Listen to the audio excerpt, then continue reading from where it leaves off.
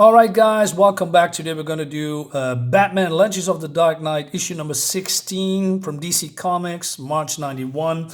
This is Venom, part 1 of 5. I have all 5 of them, so we're going to do all of them.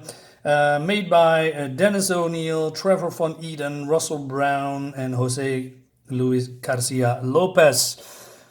That's a lot. I'm enjoying the series immensely because it's all, mostly sweet, short stories with different artists and different writers. I like that a lot. I mean, it feels experimental. It's not, I think, but that's how I feel. Anyway, so this is Venom Part 1, right? Trevor Von Eeden, who is the artist, never heard of him, but I want to see now more of them because I'm enjoying his art. So what is this all about? So this is years ago. It seems that is some kind of a water main was breaking, and there's a tunnel that's flooding, and this foreman says, hey, you cannot go in here because, well, the cave is weakened because of the water. Batman says there's a child down here. So he goes down, right? And everything is water leaking, and there's a child here. And she is sitting tight. She cannot escape in a room. But then everything is come crashing down, and he says, "Sissy, Sissy, Porter," because he hears some sounds.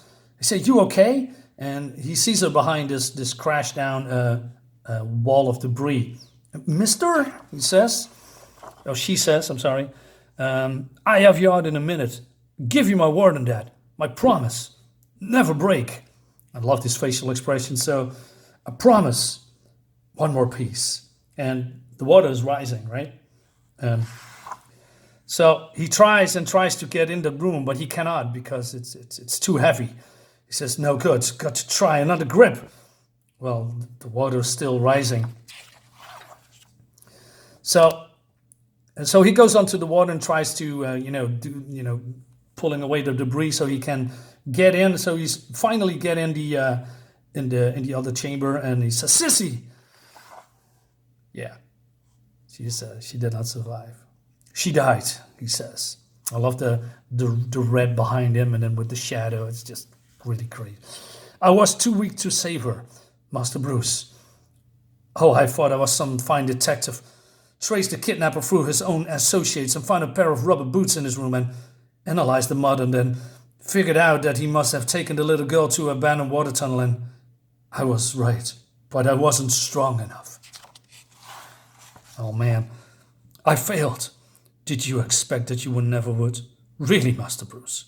Pretty egotistical, huh? One might say." So he says, now the hardest job for me to do is to give the bad news to her father. So he did that, and he says, "I can't say how sorry I am." But then this guy says, called Randolph Porter, "Well, it's a shame. My daughter certainly had a short life, but I dare say it was a happy one."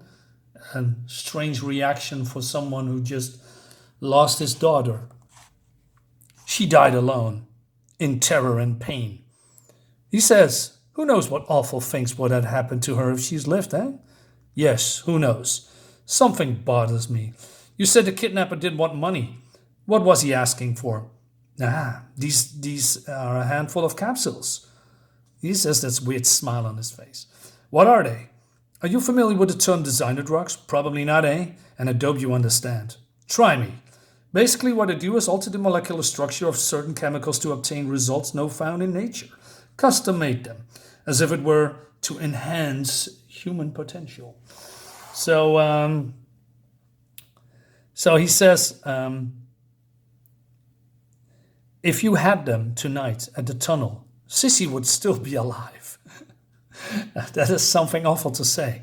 "Go on, take one." For almost a full minute, he gazes at it. "Not interested. One more question. Did you give in to the kidnapper's demands? Hand over 5 years' work just like that? No, thank you." Which is a little bit weird. Maybe I'm reading this wrong. I mean, your daughter's been kidnapped, right? And they only want to have these pills or, the documents to manufacture them themselves, I guess. And you say, no. And now your daughter is dead. And I thought that Batman would be pretty angry about that he's letting his daughter die because of few pills, right? But Batman doesn't react to that. So he says, there is someone else in the house. You need to go.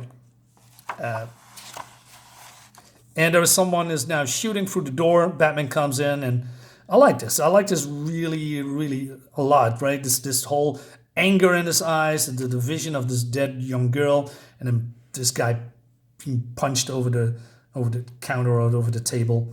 So he says, I'm going after his partner. Call the cops, right? So Batman jumps out onto this van, but it's very slippery, and he's falling a little bit, weird. Drives the air out of his lungs. So this guy is swiveling with his car, wants to get rid of Batman, crashes into this pole.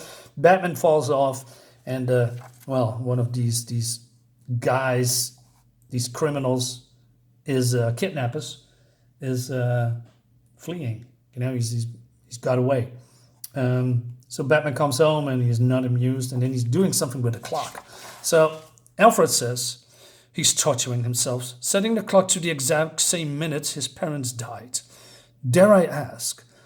Worked it out on a slip stitch, the chunk of cement I couldn't move weight, 630 pounds. Wait, I got on this. And then he's pulling some muscle. So this deltoid muscle is beginning to swell. It's torn probably. And he says, you need to consult a physician. And he says, later, get the car. So he's going to that particular part with the pole here, and he's finding some paint, and then he's analyzing it, and then he's calling some body shops, and he's paying some guy money, and then he's going through the files, right? I love it. Nothing is digitalized here. It's just all books and paper and all this stuff. I like that. And he looks really tired, right? So he says, Master Bruce, it has been at least 96 hours since you slept, even through your jacket. I can see your shoulder has swollen to twice its normal size. You are mumbling and very coherent. I really must insist that you see a doctor and then retire. Retire? No, he says, I couldn't save the girl. I couldn't save little Sissy Porter. Watch Sissy Porter die, but I can't get the scum who killed her. So, can't rest until I do. So Alfred, pretty pissed off, he says, your whole life testifies to a great capacity for obsession. You have therefore channeled it, but now it's uncontrolled. I cannot abet your actions. If you insist on doing as you plan, you may consider my resignation tendered. So Batman goes outside. Did he hear me? Does he care? So he found these guys, right? So Batman says, hey, you're going to prison. So he comes in, right? Well, there's also prison, but different. So the big guy says, I can take him. You're welcome to try. I'm telling you, Patsy, he can hit. I can take him. So he blocks, but then his shoulder, of course, pain. And then he can punch him in the ribs, right? Pretty cool. But then he's being attacked from behind. And his shoulder gets hit, and he's getting a nice pummeling. That's pretty sloppy of you, Batman, right? So yeah, he's getting a licking, but then this guy hurting himself on his jaw. This guy does not. He's just punching him out, and he says he knows his only chance is not to resist, to ride the force of the blow, then training, then instinct, then nothing. So he says, hey, let's go after him because I was not done with him. But then this guy comes. He said, no, let him go. His time has not yet come. Okay, my prediction, come on. It's a little bit too obvious, right? It's a little bit too obvious. Come on. It's this guy, right? It's Glasses guy. It must be. It's my prediction. I could be wrong. But, come on, these are glasses. So, yeah. What's this? He wakes up, and Alfred has some lies to the physician, right? He's lying that Bruce fell from some kind of a balloon, right? And then hurt himself. And he says, didn't you tender your resignation? Ah, you did hear, he says. Indeed, I did resign, an act I shall implement presently, in 40 or 50 years perhaps. You should not be out of bed, and you should most certainly not be wearing that. Don't worry, I'm not blundering into trouble again, at least not tonight. So then Batman does something unusual, right? He goes back to this guy, And he says, those pills you mentioned, Ed. Right? Take one. You'll find they are true friends. I imagine you spend a lot of time in a gym. Well, no more. One capsule will replace all that sweaty grunting and groaning you must do to keep in shape. You'll find better uses for the time, I'm sure. A monthly supply. When those run out, let me know. He feels no particular excitement, nor is he in the least worried. Something's wrong with that. He has put an unknown substance into his body. He should be worried. He's not. So, and then he's lifting this thing with no sweat. Good. Now for just a bit of simple investigation. So he's find these guys, right? And so he says, I can take him. Well, nope. It begins at the base of his spine, rises through his chest and lungs, and then he can no longer contain it no longer. The laugh that sounds strangely like a shriek. Oh man, this is weird. This is weird. This is really weird. I love it. And that leads us to this issue. So is this Venom, like, the substance Venom that, his arch nemesis Venom also uses, or is this another related drug? And why is he psycho smiling?